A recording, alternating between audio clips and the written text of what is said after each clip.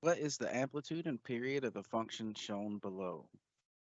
Okay, so the amplitude is going to be equal to the maximum minus minimum divided by 2. So in this case, our maximum is 5 minus our minimum, which is -1, divided by 2. And this gives us 6/2.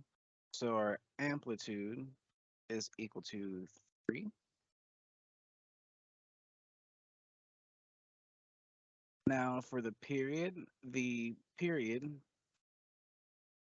is going to be our endpoint minus our start point. So end minus start point. And in this case, our endpoint is right here because this is where the function starts to repeat at 6. And our start point is right here. So in this case, our endpoint is 6 minus our start point, which is 0. So our period is 6.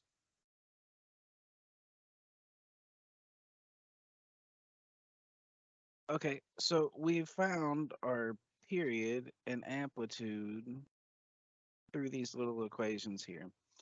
But we can also just find it visually if we know what the period is and what the amplitude is.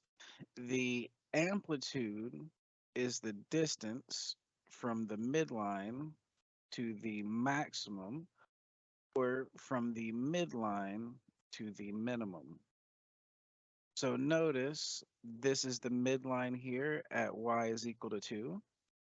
The amplitude is, we count from the midline, 1, 2, 3. So that checks out here. And then count from the midline to the bottom, 2, 3.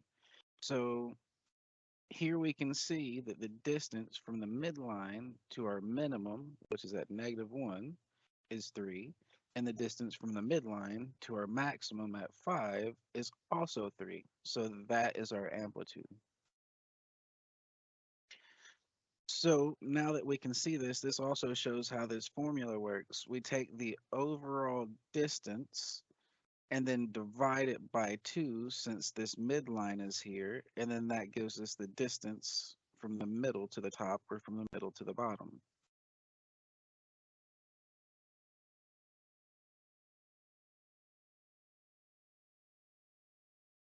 And then for the period, we need to know where the function starts and then where the function ends, and then we can just count the distance between these 2 points.